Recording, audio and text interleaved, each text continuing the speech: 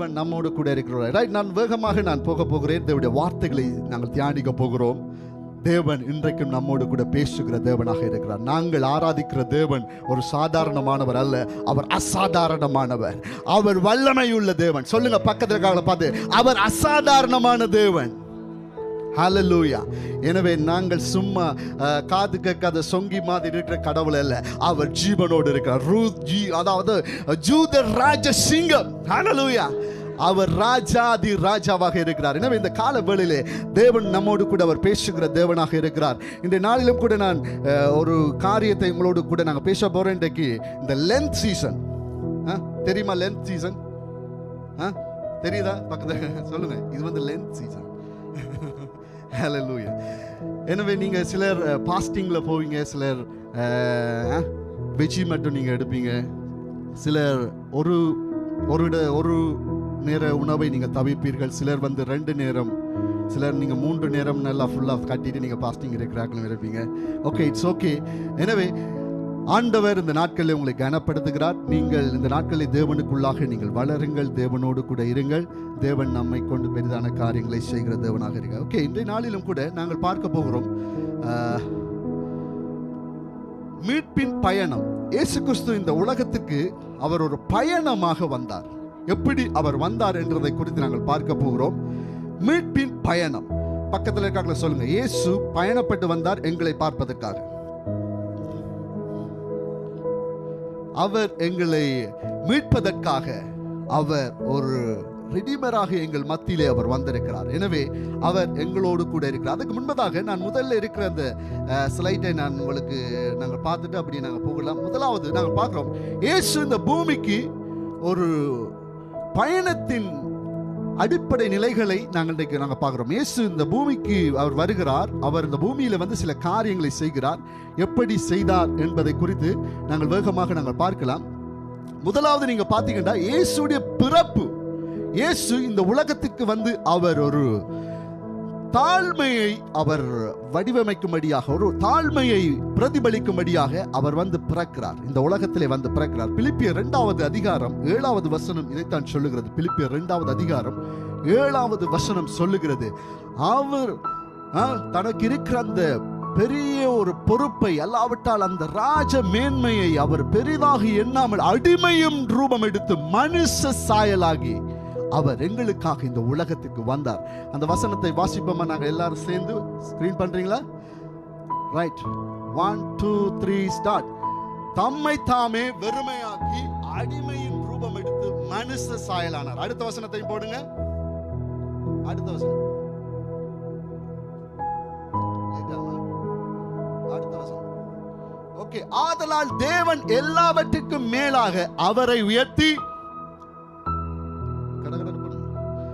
இயேசுவின் நாமத்தில் வானோர் பூதலத்தோர் பூமியின் கீழானுடைய முழங்கால்கள் யாவும் முடங்கும்படிக்கும் நாவுகள் யாவும் பிதாவாகிய தேவனுக்கு மகிமையாக இயேசு கிறிஸ்து கர்த்தர் என்று நாவுகள் யாவும் அறிக்கை பண்ணும்படிக்கும் எல்லா நாமத்திற்கு மேலான நாமத்தை அவருக்கு தந்தருளினார். ஹல்லேலூயா, ஹல்லேலூயா. நீங்க பாத்தீங்கன்னா இயேசு கிறிஸ்துடைய பிறப்பு ஒரு சிம்பிள், ஒரு சாதாரண ஒரு பிறப்பாக இருந்தது. அது பாத்தீங்கன்னா அவர் தாழ்மையை குறிக்கிறதாக இருக்கிறார். அதே மாதிரி நீங்க பாத்தீங்கன்னா அவருடைய இந்த வாலிப பருவம் எப்படி இருந்தது பாத்தீங்கன்னா கீழ்ப்படிந்தவராய் இருந்தார். லூக்கா 2வது அதிகாரம் 51வது வசனத்தை நாங்கள் பார்க்கிறோம். இயேசு அவருடைய பெற்றோருக்கு கீழ்ப்படுகிறார். 12 வயதிலே அவர் கீழ்ப்படிந்தவராக தன்னுடைய பெற்றோருக்கு அவருடைய கீழ்ப்படிதலின் கீழ் அவர்களுக்கு கீழே இருந்து அவர் வளர்கிறதை நாங்கள் பார்க்கிறோம். வேதத்தில் நாங்கள் பார்க்கிற பொழுது 12 வயதிலே இருந்து 30 வயது வரைக்கும் நிறைய காரியங்கள் வேதத்திலே குறிப்பிடப்படவில்லை. ஆனால் பின்னணிகள் சொல்லுகிறது, அல்லவற்ற ஆய்வாளர்கள் என்ன சொல்லுகிறார்கள், இயேசு தன்னுடைய குடும்பத்துக்கு கீழே அவர் அடங்கி இருந்தார். பக்கத்தில் சொல்லுங்க, குடும்பத்துக்கு கீழே அடங்கிருங்க. ஹல்லேலூயா, ஹல்லேலூயா. கணவனுக்கு அடங்கிருங்க, மனைவிக்கு நீங்க அடங்கிருங்க. பாத்தீங்கன்னா இயேசு தன்னுடைய அந்த 12 வயதிலே அவர் தேவாலயத்திலே அந்த மூப்பர்கள் மத்தியிலே, ஞானிகள் மத்தியிலே, வேத பாரகர்கள் மத்தியிலே அவர் சில கேள்விகளை கேட்கிறார். அவர்களே திணறிவிட்டார்கள். ஓ, இப்படிப்பட்ட ஞானம்! ஆனால் அந்த ஞானம் உள்ள தேவன், அந்த கிறிஸ்து குடும்பத்துக்கு கீழே அவர் அடங்கியிருந்தார்.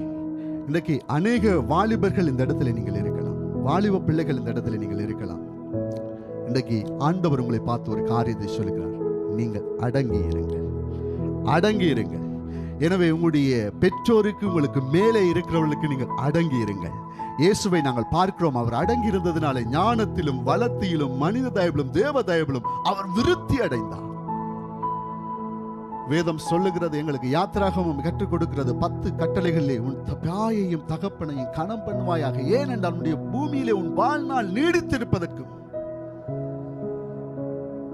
இன்றைக்கு இளம் வயதினர் இன்றைக்கு மரித்து போகிறதுக்கு காரணம், பெற்றோர்களை அவர்கள் மதிப்பதில்லை, பெற்றோர்களை கனம் பண்ணுவதில்லை. இன்னைக்கு நீங்க பாத்தீங்கன்னா இயேசு அவர் தாழ்மையாக இருக்கிறார். இன்னைக்கு பிள்ளைகளை நாங்கள் கவனமாக வளர்க்க வேண்டிய ஒரு காலகட்டத்தில் இருக்கிறோம். ஏனென்றால் இன்னைக்கு இப்படி ஒரு கல்ச்சர் வந்துட்டு, பெரியப்பா விட்ட, சித்தப்பா விட்ட, மாமா விட்ட, அண்டி விட்ட, அங்கிள் விட்ட போய் இருக்கிறது. No no. எங்களுடைய தகப்பனார் சொல்லுவார், நீ எங்க போறியோ என்ன செய்யறியோ, 6 மணிக்கு வீட்டுக்குள்ள வந்துடணும். கேட்டுக்கல, 6 மணிக்கு வீட்டுக்கு வந்துடணும். ஒருவேளை மலேசியா கல்ச்சர் எனக்கு தெரியல, அட்லீஸ்ட் 10 மணிக்காவது நீங்க வீட்டை போயிருங்க. புரியுதா? இன்றைக்கு உலகம் பயங்கரமாக போடிக்கொண்டிருக்கிறது. பயங்கரமான செய்திகளை நாங்கள் கேள்விப்படுகிறோம். ஒருவர் ஃபாரின்ல அவர் வேலை செய்கிறார், துபாயில. நான் ரீசெண்டா கேள்விப்பட்ட செய்தி, துபாயில வேலை செய்கிறார், மனைவி இங்கே ஒரு மகன் இருக்கிறார், சின்ன மகன், 5 வயது 6 வயது 12 வயது மகன். ஆனால் இன்னும் ஒருவரோட தொடர்பு, 18 வயது வாலிபனோடு.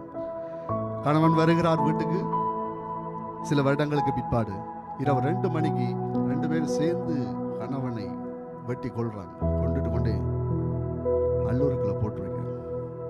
இன்னைக்கு உலகம் பயங்கரமாய் கொண்டிருக்கிறது. எனவே இன்றைக்கு ஆண்டவர் எங்களுக்கு எச்சரிக்கிற காரியம், இயேசு குடும்பத்துக்குள்ளே அடங்கியிருந்தார், தன்னுடைய பெற்றோருக்கு அடங்கியிருந்தார், அவர் வேலை செய்தார்.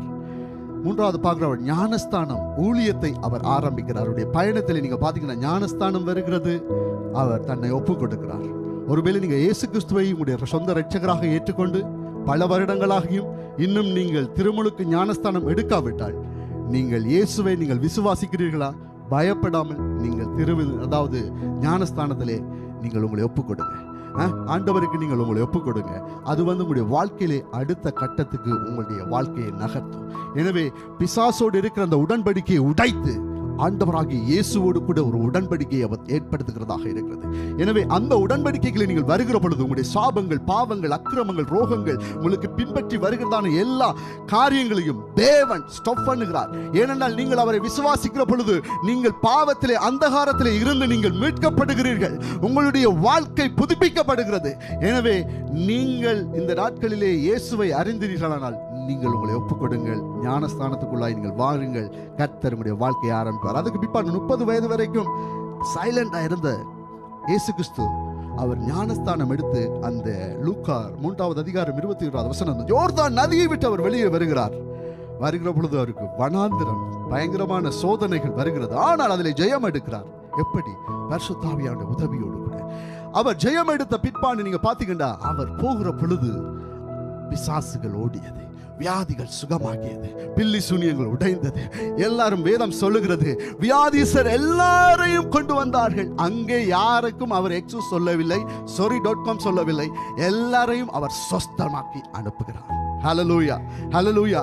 எனக்கு என்னண்டா, இந்த பெரிய பெரிய மீட்டிங் எல்லாம் வைப்பாங்க, பெரிய ஊழியக்காரர்கள் சில நேரங்களிலே சில வீல் சேர்ல சில நேரங்களில் நடக்க முடியாத பிள்ளைகளை சுமந்து கொண்டு வருவார்கள். ஆனால் அவர்கள் அப்படியே திரும்பி போகுவார்கள். நான் அந்த நேரம் பார்த்து நான் அழுவேன், சுகமாக்கிறீர்களா? அவர்கள் சில நேரம் சொல்லுவார்கள், அது உங்களுக்கு விசுவாசம் இல்லை, அது இல்லை, இது இல்லை. ஆண்டவர் வந்த எல்லாரையும் அவர் சுகமாக்கினார். பக்கத்தில் இருக்க பார்த்து சொல்லுங்க, எல்லாரையும் அவர் சுகமாக்கினார். ஹல்லேலூயா, ஹல்லேலூயா, ஹல்லேலூயா.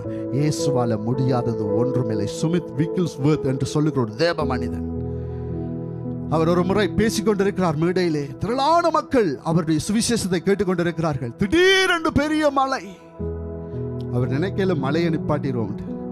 அவர் மேடையிலிருந்து இறங்கி ஓடுகிறார். அப்பொழுது அந்த சுற்றி இருந்த முடமாக இருந்த வீல்சேரில் இருந்த மக்கள் எல்லாரும், ஓ சுமித் விக்கில்ஸ்வர்த் ஹெல்ப் மீ என்று கேட்கிறார்கள். அவர் சொல்லுகிறார், கம்.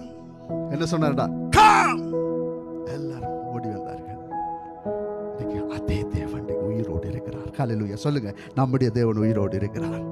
நம்முடைய தேவன் உயிரோடு இருக்கிறார். ஹல்லேலூயா ஹல்லேலூயா ஹல்லேலூயா. அவர் சிலுவை மரணத்திலே எனக்காக முழு பலியையும் ஏற்றுக்கொண்டார். நாங்கள் செய்த சவறுகளுக்காக, நாங்கள் அடிமையாக இருந்த இந்த ட்ரக் அடிக்டுக்காக, இந்த போதைப் பொருள் அடிமைக்காக, எங்களுக்குள்ளே இருந்ததான எல்லா துர்சிந்தைகள், கெட்ட ஆவிகள், கெட்ட காரியங்களுக்காக, நாங்கள் செய்த தவறுகளுக்காக அவர் எல்லாவற்றையும் வேதம் சொல்லுகிறது தன்மேல் போட்டுக்கொண்டு பாவம் இல்லாதவர் நமக்காக பலியாகினார். ஹல்லேலூயா ஹல்லேலூயா.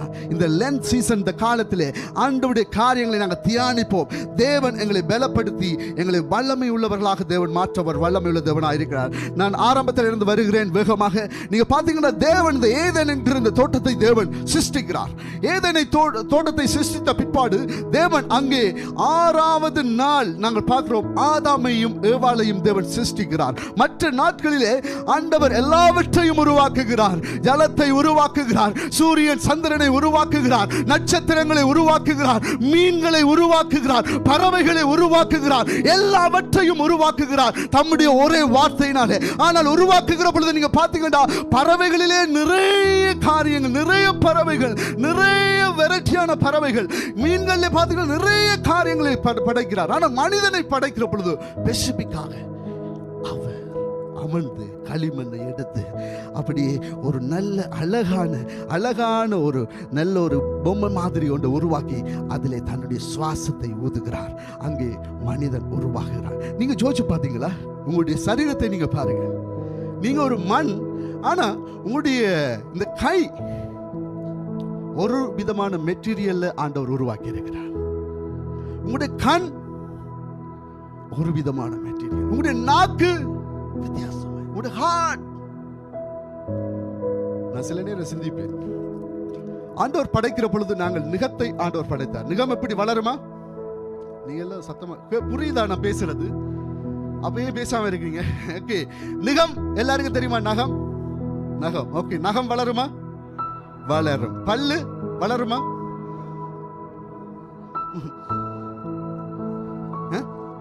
ஓகே, ஒரு வயதுக்கு மட்டும் வளரும். அதுக்கு பிறகு என்ன செய்யாது? வளராது. பல்லு வளர்ந்தா எப்படி இருக்கும்? பக்கத்துல பார்த்துக்கலுங்க, பல்லு வளர்ந்தா அப்படி. நீங்க சன்வைக்கு போக வேண்டி இருக்கும் டாக்டர்.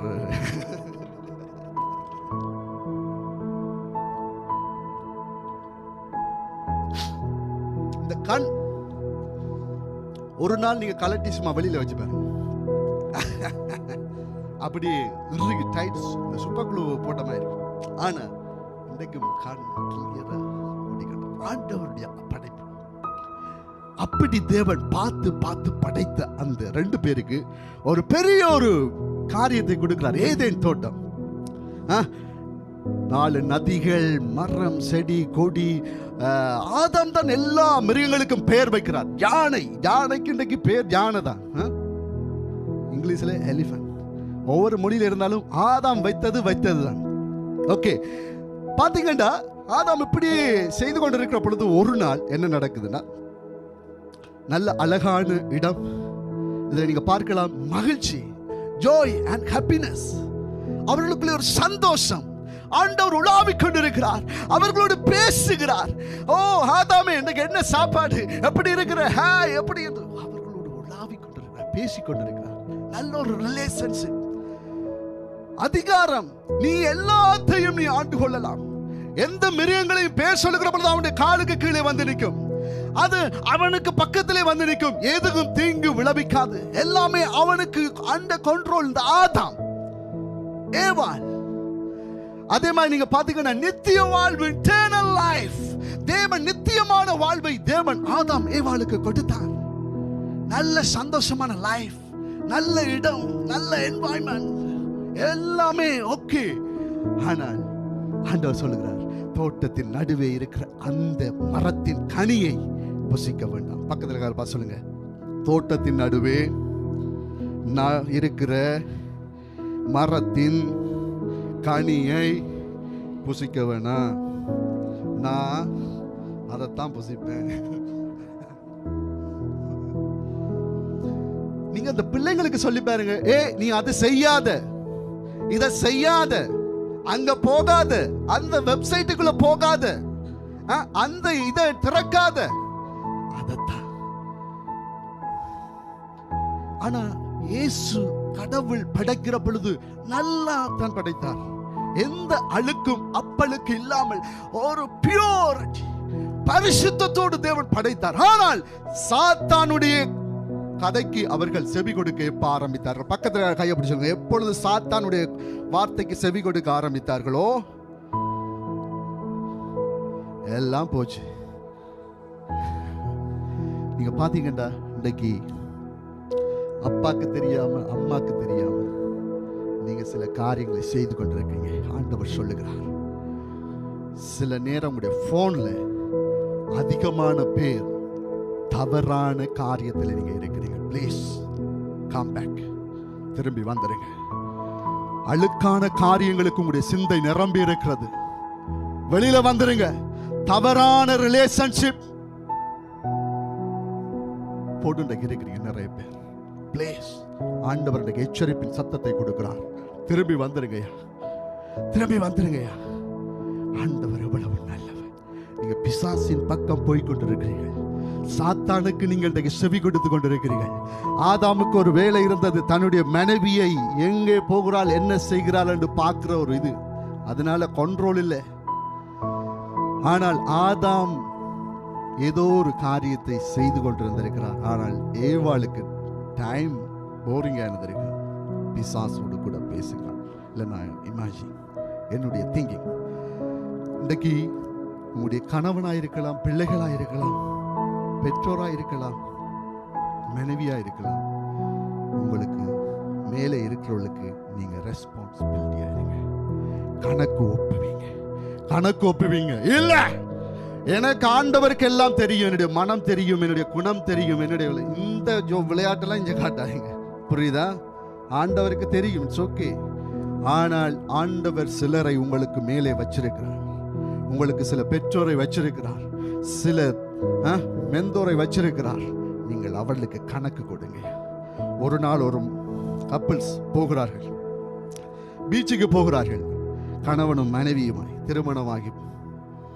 அப்பொழுது பட்டம் தெரியுதா? பட்டம் ஓகே, பட்டம் விடுகிறார்கள். பட்டம் போய்கொண்டே இருக்கு, நூலை விட்டுக்கொண்டே இருக்கா மனைவி, நூலை விட்டுக்கொண்டே இருக்கிற. வா, இவ்வளவு தூரம் போகுது, இவ்வளவு தூரம் போகுது. திடீரென்று கணவன் வந்து என்ன செய்துட்டார்? ஒரு கத்திரிக்கோள் செசரை வச்சு வெட்டி விட்டார். இதான செய்யற வேலை இவங்க. வெட்டி விட பட்டம் என்ன செய்தா அப்படியே சுத்தி இப்படி சுத்தி சுத்தி சுத்தி சுத்தி போய் ஒரு இடத்துல விழுந்துட்டு மரத்துக்கு மேல. மனைவிக்கு கடுப்பு. என்னையா செய்யற? மெண்டல் ஆயிட்டா, மண்டை ஓடிட்டா உங்களுக்கு. அவர் சொன்னார், இல்லை, இதுல இருந்து உனக்கு ஒரு பாடத்தை கற்றுக் கொடுக்க போகிறேன். நான் உன்னை கண்ட்ரோல் பண்ணுகிற பொழுது அது செய்யாத, இது செய்யாத, அங்க போகாத, இங்க போகாத என்று சொல்லுகிற பொழுது நீ சொல்ற எனக்கு கஷ்டமா இருக்குது, எனக்கு அது இதான் இருக்குது. ஆனால் நீ இந்த நூலை விட்டு பட்டம் எப்படி போனதோ, ஒருவேளை நீங்க கண்ட்ரோல் இல்லாம போனீங்கன்னா எங்கேயோ போய் விழுவீர்கள். வாலிப பிள்ளைகளுக்கு தான் சொல்லுகிறேன், பெற்றோர் உங்களுக்கு ஆண்டவர் வச்சிருக்கிறார். அப்பா அம்மாவை மாற்ற முடியாது. எனவே நீங்கள் தாழ்மையாயிருங்கள், அவர்களை கீழ்ப்படியுங்கள், தேவன் உங்களை உயர்த்துவார். எனவே ஆதாம் பாத்தீங்கன்னா நல்ல அழகான வாழ்க்கை. ஆனா அடுத்த ஸ்லைட் நீங்க போகிற பொழுது நீங்க பார்க்கலாம், அவர்கள் தேவனுக்கு கீழ்ப்படியாததுனால அந்த அழகான இந்த இடத்தை விட்டு அவர்கள் வெளியிலே போனார்கள். ஆண்டவர் அந்த அழகான, அடுத்த ஸ்லைட், அழகான அந்த இடத்தை விட்டு அவர்கள் வெளியிலே போனார்கள். ஆண்டவர் அவர்களை திறந்து விட்டார். அடுத்து போனார்கள். நீங்க பாத்தீங்கன்னா நல்ல இடம். ஆனால் மனிதனுடைய தவறு நிமித்தமாய், செவி கொடுக்காமை நிமித்தமாய் அவர்கள் பாவத்துக்குள்ளே போகிறார்கள், அக்கிரமத்துக்குள்ளே போகிறார்கள். நீங்க பாத்தீங்கன்னா பாவத்தின் விளைவும் தண்டனையை நீங்கள் பாருங்க. அவர்கள் கீழ்ப்படியாமையினால் மனிதன் அனைத்தையும் இழந்தான்.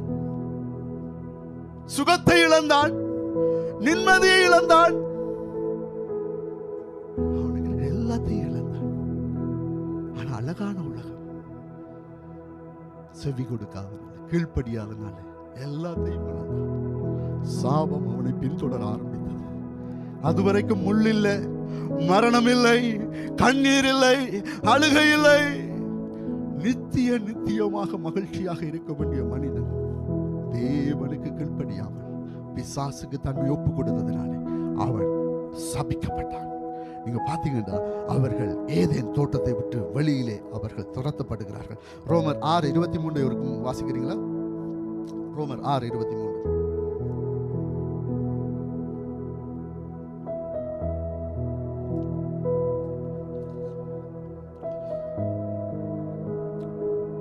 பாவத்தின் சம்பளம் மரணம், தேவனுடைய கிருபை வரமோ நம்முடைய கர்த்தராகிய இயேசு கிறிஸ்துவினால் உண்டான நித்திய ஜீவன். ஆமென், ஹல்லேலூயா. நீங்க பாத்தீங்கன்னா சாபம் மற்றும் வியாதி உள்ளுக்குள்ள வருது, பிரிவினை, பழிவாங்குதல் உள்ளுக்குள்ள வருது, நரக வேதனை, நித்திய மரணம். இன்னைக்கு நரகத்தை பற்றி, நித்திய மரணத்தை பற்றி நோ ஐடியா, நோ, எங்களுக்கு அதை பற்றி ஒரு பிரச்சனையும் இல்லை. இப்ப ஓகே இருந்தா சரி. நோ, நரகம் என்பது பயங்கரமானது. வெளியில வெயில்ல வேலை செய்யற ஆளுங்களை பிடிச்சு கேட்டு பாருங்க, எப்படி அன்றைக்கு வேலை செஞ்சீங்க, நல்லா இருந்துச்சா, எப்படி நல்ல சூடு, எப்படி நல்லா அனுபவிச்சீங்களா, சந்தோஷமா இருந்தீங்க? பயங்கரமாக இருக்கிறது. சாதாரண இந்த வெயில், சட்டை போட்டிருக்கிறோம், தொப்பி போட்டிருக்கிறோம், ஷூ போட்டிருக்கிறோம், முடியல. ஆனால் இதை விட பல மடங்கு பயங்கரமான இடத்துக்கு இன்னைக்கு போவதற்கு மனிதர்களுக்கு கவலையே இல்லை. பரவாயில்ல, நாங்கள் அங்கே போய் பார்த்துக்கிறோன்ற மாதிரி இருக்கு. நீங்க பாத்தீங்கன்னா கிறிஸ்து இந்த உலகத்துக்கு வராவிட்டால் மனிதனுடைய நிலை என்னவாக இருந்திருக்கும்? கிறிஸ்து வராவிட்டால் மனிதன் பாவத்தின் பிடியிலே நிரந்தரமாக இருந்திருப்பான், சிக்கி தவித்திருப்பான். மனிதனுக்கு, அதாவது தேவனுடைய நியாய தீர்ப்பிலே இருந்து அவன் தப்பிக்க முடியாது. அவனுடைய வாழ்க்கை அழிந்து கொண்டே போயிருக்கும். நான் ஏற்கனவே சொன்னேன், ஒரு சயின்டிஸ்ட் ஆப்பிரிக்கா காட்டு வழியாக போய்கொண்டிருக்கிற ஒரு ஆராய்ச்சிக்காக ஒரு காட்டுவாசி என்ன செய்கிறான்டா, பைபிளை எடுத்து வாசிச்சு கொண்டிருக்கிறான். இந்த சயின்டிஸ்ட் போய் சொல்லுகிறார், ஏய் உலகம் எங்கேயோ போயிட்டியா, போன் இதெல்லாம் இருக்கியா, என்னையா பைத்தியம்மாய் பைபிளை படிச்சுட்டு இருக்க? அப்பொழுதுதான் இந்த காட்டுவாசி சொன்னாரா, இந்த பைபிள் என்னுடைய கையில இருக்கிறதுனாலதான் நீ என்னோட நின்று பேசி கொண்டிருக்கிறாய். இல்லாவிட்டால் அங்கே தெரிகிறது பார் அந்த பானை, அதற்குள்ளே நீ அவிந்து கொண்டிருப்பாய். இன்றைக்கு மனிதர்களாக மாற்றுகிறது, மிருகங்களை மனிதர்களாக மாற்றுகிறது இந்த வேதம். எனவே நீங்க பாத்தீங்கன்னா நித்தியமாக மரணத்துக்குள்ளே, அந்தகாரத்துக்குள்ளே இன்றைக்கு கலாச்சாரத்தை, இன்றைக்கு நல்ல வாழ்க்கையை இன்றைக்கு நாங்க ஹோட்டு போட்டுட்டு இங்க நிக்கிறோம்னா இந்த பைபிள் தாயா. இந்த பைபிள் வராவிட்டால் நாங்கள் ஒரு பழைய சரத்தை கட்டிட்டு ஒரு பீடி துண்டை வாயில வச்சுட்டு எங்கேயோ தெரிஞ்சிருப்போம். ஆனா இன்றைக்கு மனிதனாக மாற்றிருக்கு இந்த வேதம், மனிதனாக மாற்றுகிறது இந்த வேதம். எனவே நித்தியமான நரக வேதனையிலிருந்து இந்த வேதம் எங்களை திசை திருப்புகிறது. இது சாதாரண மக்கள் ஒரு உலக நாடுகளிலே, உலகத்திலே வேறொரு நாட்டுக்கு நாங்கள் போகிற பொழுது அதனுடைய கலாச்சாரம், அதனுடைய காரியங்கள், அதனுடைய சட்ட திட்டங்களை நாங்கள் படிக்கிறோம். அதே போலதான் எங்களுக்கு ஒரு இந்த லைஃப் நோ, எங்களுக்கு லாங் லைஃப் இல்லை. எப்பொழுது யாருடைய மரணம் என்று தெரியாது. ஆனால் இங்க கவனிங்க, இந்த வேதம் எங்களுக்கு கற்றுக் கொடுக்கிறது இயேசு என்றா யார், நான் என்றா யார் என்று காட்டி கொடுக்குது. இது ஒரு கண்ணாடி மாதிரி, மிரர் மாதிரி என்னுடைய வாழ்க்கை என்னை காட்டி கொடுக்கிறது. எனவே நீங்க பாத்தீங்கன்னா தேவன் எவ்வளவு நல்லவர். எனவே நரக வேதனை, நித்திய மரணத்திலே இருந்து தேவன் எங்களை விடுவிக்கிறார், எங்களுக்கு சமாதானத்தை கொடுக்கிறார். நித்திய இருள், நம்பிக்கையற்ற வாழ்க்கை. நீங்க எத்தனை பேர் கேள்விப்பட்டீங்களோ தெரியா, கசை இருட்டு. ஸ்ரீலங்காவிலே இந்த பிரபாகரனுடைய மூமெண்ட், இயக்கம் ஒன்று இருந்தது. அவர்கள் மக்களுக்கு கொடுக்கிற ஆரம்ப கட்ட தண்டனை என்னவென்று பார்த்தீங்கன்னா, ஏதாவது ஒரு பொம்பளை சேட்டை, களவு, திருட்டு, ஏதாவது ஒரு காரியத்தில் நீங்க மாட்டப்பட்டுட்டீங்கன்னா முதலாவது அவர்கள் செய்கிறது கசை இருட்டுக்குள்ள கொண்டு போய் போடுவார். கசை இருட்டுன்றது சாதாரணமானதல்ல. மண்ணுக்குள் பயங்கரமாக தோண்டி எந்த விதமான சூரிய ஒளியும் லைட்டும் அங்கே பாவிக்க மாட்டார்கள். அதுக்குள்ள மாத கணக்கில் போடுவார்கள். எப்பொழுது விடியுது, என்ன டேட்டு, என்ன கிழமை ஒன்றுமே தெரியாது. ஒரு மாசத்தால எடுப்பார்கள் வெளியில. எடுத்து நீங்க அவரை வழியில விட்டீங்கன்னா அவரை மாதிரி நல்ல பிள்ளை யாருமே இருக்க மாட்டாங்க. அதுதான் அவர்கள் கொடுக்கிற முதலாவது தன்மை. இதை விட பயங்கரமான இருக்கு. ஆனால் கசை இருட்டு இங்க நீங்க பாத்தீங்கன்னா இருள், நித்திய இருள், நம்பிக்கை அற்ற வாழ்க்கை. எப்ப விடிது என்ன செய்து ஒன்றுமே தெரியாது. எனவே அப்படிப்பட்ட வாழ்க்கையில் தேவனை விடுதலையாக்குகிறார். இயேசு வந்ததுனாலதான். இயேசு வராவிட்ட அடுத்த ஸ்லைட் நீங்க பாத்தீங்கன்னா இயேசு இந்த பூமிக்கு வந்ததன் நோக்கம் என்னவென்று நீங்கள் பார்க்கிற பொழுது, இயேசு இந்த பூமிக்கு வந்ததன் நோக்கம் நாங்கள் பார்க்கிற பொழுது, கிறிஸ்து பரலோகத்தை விட்டு இந்த பூமிக்கு வந்தார். இழந்து போனதை தேடவும், பாவிகளை ரட்சிக்கவுமே. எனவே நீங்க எதெல்லாம் இழந்து போனீங்களோ அதை ரட்சிப்பதற்காக நீங்கள் அடிமைத்தனம், வியாதி, சாபம், பாவம், பரம்பரையாய் ஒரு வியாதியை சுகமாக்க முடியவில்லை, பரம்பரையாய் ஒரு மரணம், பரம்பரையாய் ஏதோ ஒரு காரியம் உங்களுக்கு நடந்து கொண்டிருக்கிறது, குடும்பங்கள் ஒற்றுமையாக இருக்க முடியவில்லை, எனவே ஒரு பிரிவினை, ஏதோ ஒரு காரியம் சுத்தி கொண்டு வருகிறார். ஆனால் இயேசு கிறிஸ்து இந்த உலகத்துக்கு வருகிற பொழுது எங்களை என்ன செய்தார்? இழந்து போனதை தேடவும், பாவிகளை ரட்சிக்கவுமே மனுஷகுமாரன் இந்த பூமிக்கு வந்தார். ஹல்லேலூயா. உங்களுடைய வாழ்க்கையில நீங்க இன்றைக்கு நீங்க அந்த நிலையில நீங்க இருக்கிறீங்களா? Something wrong. ஏதோ ஒரு காரியம் நீங்க தவறாக இருக்கிறது.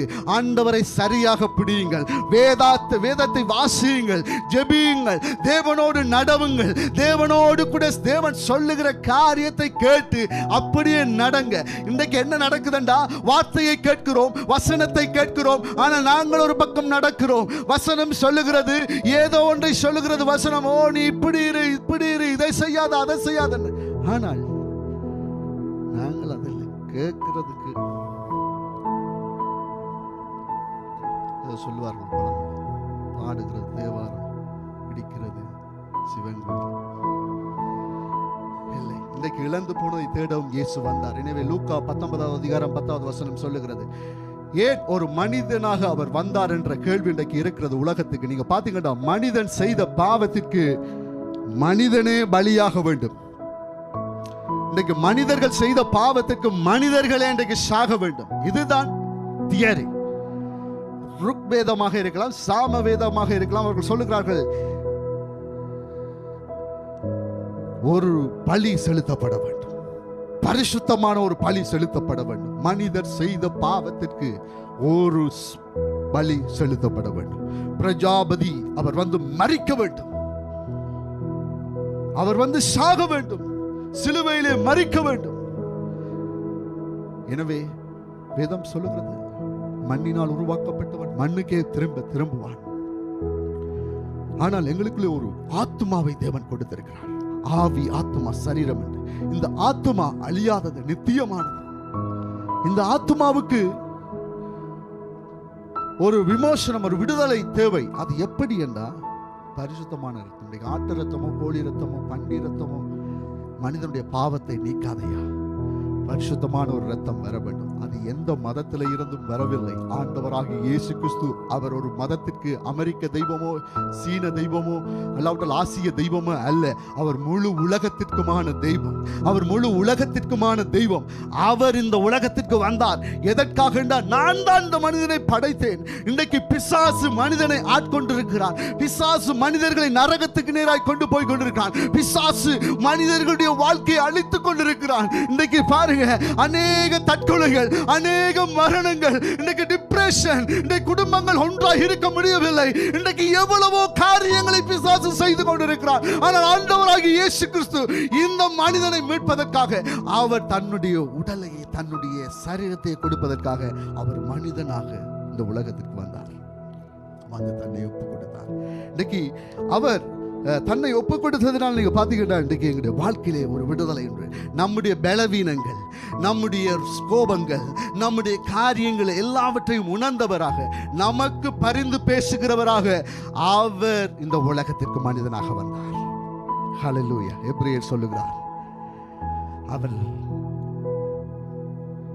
நம்மை போல அவர் துக்கங்கள், பாடுகளை உணர்ந்தவராக, நம்மை போல நம்முடைய எல்லா காரியங்களையும் அறிந்தவரால் அவர் இந்த உலகத்துக்கு வந்தார். அவர் அந்த ஆசாரியராக எங்களுக்கு வந்தார். அவருக்கு தெரியும் நீங்கள் கடந்து போகிற சில காரியங்கள் நீங்கள் கடந்து போகிறீர்கள். சில வேதனைகளை நீங்கள் கடந்து போகிறீர்கள். சில கண்ணீரின் பாதையிலே நீங்கள் நடந்து போகிறீர்கள். ஆண்டவர் இந்த காலை வேளையில் சொல்லுகிறார், எனக்கு தெரியும், எனக்கு தெரியும், நான் உனக்கு போதும், என்னுடைய கிருபை உனக்கு போதும், உன்னுடைய பலவீனத்திலே என்னுடைய பலன் பூரணமாய் தங்கும். ஹல்லேலூயா, ஹல்லேலூயா. நம்முடைய தேவன் அவர் நம்மோடு கூட இருக்கிறவராக இருக்கிறார். நீங்க பாத்தீங்கன்னா இயேசு கிறிஸ்து இன்றைக்கு அவர் கன்னியின் வயிற்றிலே பிறந்தார். இதை குறித்து நிறைய தர்க்கங்கள், நிறைய காரியங்கள் இருக்கிறது. எப்படி நடந்திருக்கும், ஒரு ஆணுடைய துணை இல்லாமல், ஒரு ஆணுடைய விந்து இல்லாமல் எப்படி இது கற்பமாக இருக்கும் என்று. ஆனால் இது தேவனால் கூடாதது ஒன்றும் இல்லை. ஆண்டவர் ஒரு வல்லமை உள்ள தேவன். நாங்கள் பாடுகிறோம், மண்ணை பிசைந்து மனிதனை உருவாக்குவது லேசான காரியம், கச்சாடி நீரினை கனிரசமாக்குவது லேசான காரியம். கடல் மேலே கற்பாறையிலே நடப்பது போல கடல் மேல் நடப்பது அவருக்கு லேசான காரியம். என்னையும் உங்களையும் கருவிலே அவர் பிறப்பிக்க பண்ணினது லேசான காரியம். உங்களுக்கு இருக்கிற வியாதியை அவரால் சுகமாக்குவது அவருக்கு லேசான காரியம். உங்களுடைய வாழ்க்கையில் இருக்கிற எல்லா அழுக்குகளை நீக்கி உங்களை சுத்திகரிப்பதற்கு அவருக்கு லேசான காரியம். எனவே அவர் பரிசுத்த ஆவியின் வல்லமையினால் நிரப்பப்பட்டு கன்னி மரியாரில் வயிற்றிலிருந்து அவர் பிறந்தார். அவர் பாவம் இல்லாத ஒரு இரட்சகராக நமக்காக இந்த உலகத்திற்கு வந்து பிறந்தார். அடுத்த ஸ்லைட் நீங்க பார்க்கலாம். இயேசுடைய ஊழியம், இயேசுடைய ஊழியத்தை நீங்க பார்க்க பொழுது, நான் ஏற்கனவே சொன்ன மாதிரி வந்த எல்லாரையும் அவர் சுகமாக்கினார். எல்லாருக்கும் தேவன் விடுதலை கொடுத்தார். எல்லாருக்குமே ரிலீஸ், எல்லாருக்குமே நல்ல ஒரு ஜாய்ஃபுல்லான ஒரு லைஃப் ஆண்டவர் இருக்கும் பொழுது இயேசு கிறிஸ்து கொடுத்தார்.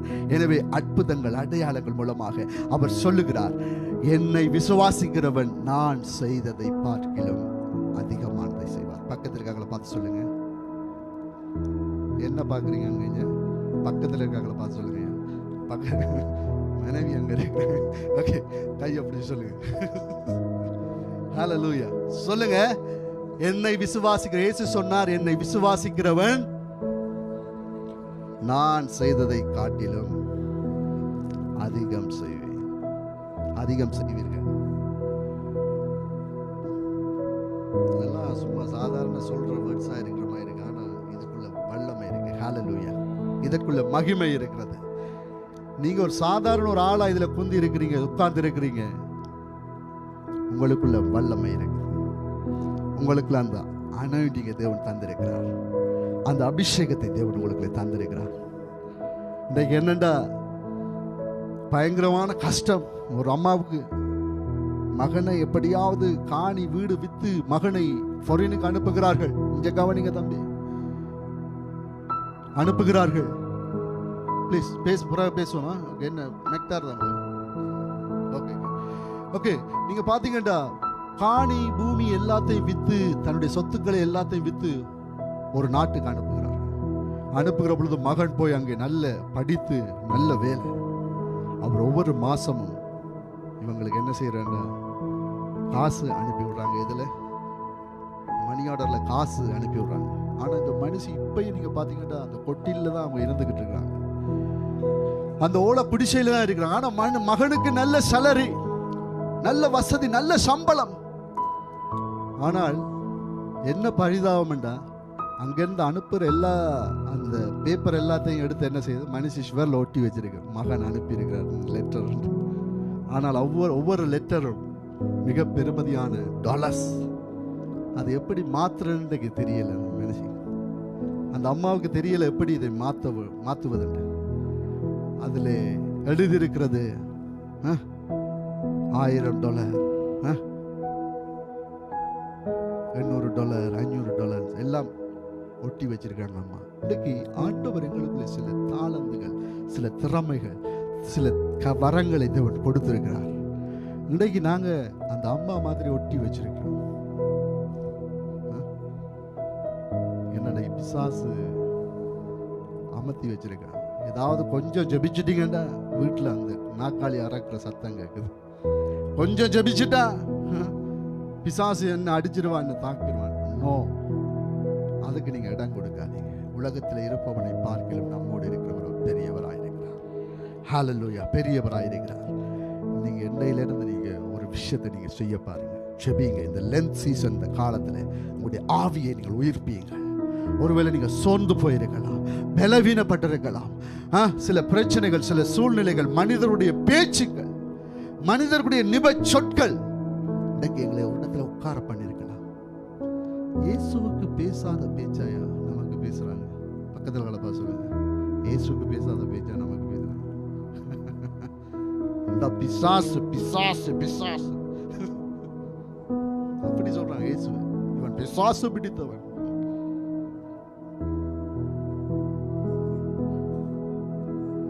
பேசட்டும், பேசுற ஆளுங்க பேசட்டும், ஆனால் நீங்கள் செய்யுங்க. ஹல்லேலூயா, ஹல்லேலூயா. ஆண்டவருக்காக நீங்க எழும்புங்க. தேவன் உங்களை கொண்டு பெரிதான காரியங்களை செய்வார். நீங்க பாத்தீங்கன்னா சிலுவையிலே வெற்றி, the victory of the cross. தேவன் சிலுவையிலே ஒரு வெற்றியை கொடுக்கிறார். அடுத்த ஸ்லைட்.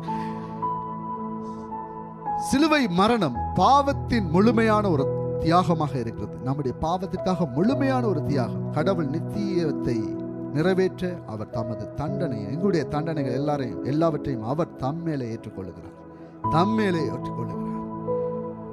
எனவே அவர் எங்களுக்காக அந்த சிலுவையை அவர் எடுத்தார், சந்தோஷமாக எடுத்தார். அந்த சிலுவையை சந்தோஷமாக எடுத்தார். இன்றைக்கு நான் உங்களுக்கு சொல்லுகிறேன், லீடர்ஸ், தலைவர்கள், சிலுவையை சந்தோஷப்படுங்க, சிலுவையை சந்தோஷப்படுங்க. ஒரு குட்டி கதைன்னு சொல்லிட்டு நான் முடிக்கிறேன். ஒரு இடத்துல இருந்து இன்னொரு இடத்துக்கு போக வேண்டும். எல்லாரும் வருகிறார்கள், எல்லாருக்கும் ஒரு சிலுவை கொடுக்கப்படுகிறது. நீங்க இந்த சிலுவை எடுத்துக்கொண்டு நீங்கள் போக வேண்டும். என்ற சிலுவை முக்கியம், கட்டாயமாக சிலுவை எடுத்துக்கொண்டு போக வேண்டும். எல்லாருக்கும் சிலுவை கொடுக்கப்படுகிறது. எல்லாரும் சிலுவையை தூக்கி கொண்டு போகிறார்கள். சரியான வெயிட். ஆனால் ஒருவர் நம்முடைய தமிழனா இருப்பான், தமிழாளா இருக்கும் போது அவருக்கு ஐடியா ஒன்று வந்தது. ஓகே, என்னுடைய சிலுவையை கொஞ்சம் நான் அறுத்து சின்னனாக்கி விடுவோம், என்னுடைய சிலுவையை கொஞ்சம் சிறிதாக்கி விடுவோம், ஏன்னா கடினமாக இருக்கிறது. அவர் தன்னுடைய சிலுவையை ஒரு வாள் எடுத்து அறுக்கிறார். அறுத்துட்டு தூக்கி கொண்டு போகிறார். எல்லாருக்கும் முதல்ல அவர் போயிட்டார். போகிற பொழுது பெரிய ஒரு பள்ளத்தாக்கு. அந்த பள்ளத்துல அந்த சிலுவையை போட்டுத்தான் அடுத்த பக்கம் அங்கே போக வேண்டும். இவர் சிலுவையை தூக்கி கொண்டு போய் போடுகிறார். சிலுவை பள்ளத்துக்குள்ள போயிட்டு அந்த இதுக்குள்ள குழியில விழுந்துட்டு சிலுவை ஏன் சின்னனாக்கி அவர் அறுத்து சின்னனாக்கிட்டார். ஆனா மற்றவர்கள் எல்லாரும் சிலுவையை கொண்டு போடுகிறார்கள். கணக்கு பாலம் அவர்கள் மற்ற பக்கம் கடந்து போகிறார்கள். இன்னைக்கு உங்களுக்கு கொடுக்கப்படுகிற சிலுவை சில நேரம் கடினமாக இருக்கலாம். சில நேரம் குடிகார கணவன் ஒரு சிலுவையாக இருக்கலாம். பயங்கர கடுமையான ஒரு பிள்ளை, பயங்கரமான சுட்டித்தனமான ஒரு ஷீட்டிங்கான ஒரு பிள்ளை உங்களுக்கு ஒரு சிலுவையாக இருக்கலாம். ஊழியம் ஒரு சிலுவையாக இருக்கலாம். ஆமென், ஹல்லேலூயா. எனவே உங்களுடைய வாழ்க்கையிலே ஒரு குடும்பம் ஒரு சிலுவையாக இருக்கலாம். மன சந்தோஷமாக கொண்டாடுங்க. யோசிச்சு பாருங்க, இயேசு சிலுவைக்கு போகாவிட்டார், இயேசு சிலுவையை நோக்கி நகராவிட்டார், என்னவாயிருக்கும்? என்னவாயிருக்கும்?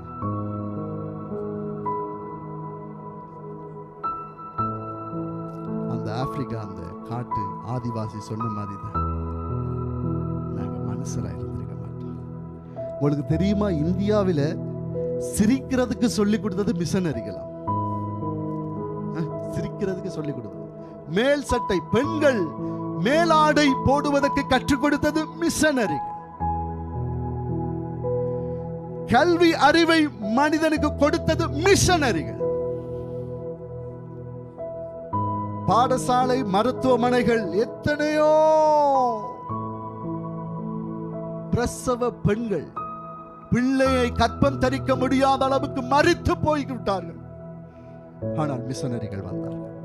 நோ, இதற்கு ஒரு ஐடியா இருக்கு.